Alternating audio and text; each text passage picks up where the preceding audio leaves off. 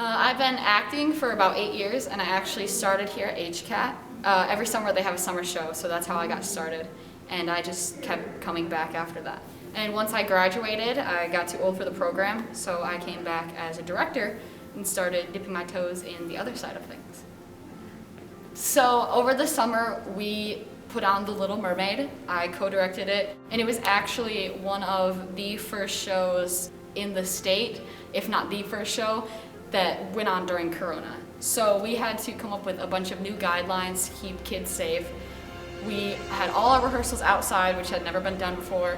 We kept masks on at all times, which with acting is hard. We tried to stay physically distant as much as possible with whatever the scenes permitted.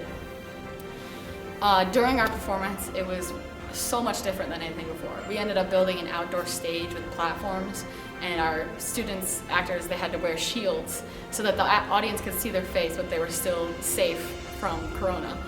Our audience also looked a whole lot different this year. Usually we can pack a house, but this time we had to go out into a baseball field where we had our show, and we spray painted circles for little pods for families to sit in, and then we had to measure that there were 6 feet between each circle.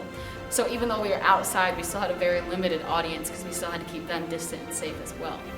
I also directed our fall show this year, and we originally had planned to do just like Little Mermaid. We followed all the same procedures since we already had them set up, and we rehearsed outside. And originally our plan was to also perform outside, but at the last minute the executive order came through that things were changing, and we ended up getting to perform inside.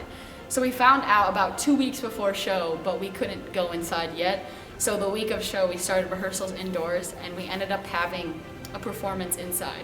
All the actors still had to wear shields. They couldn't be within 6 feet of each other for more than like 10 minutes. So obviously it was very difficult still. We had a really limited audience, but we ended up selling a lot of virtual seats as well to make up for whatever ticket sales we lost.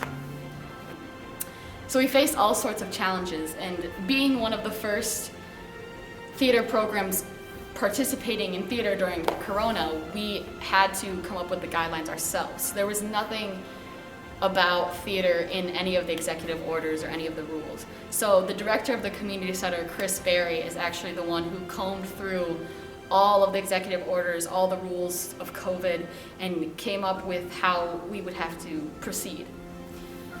Despite facing a pandemic, we wanted to keep our theater program alive here at HCAT because it really is something that draws the whole community together.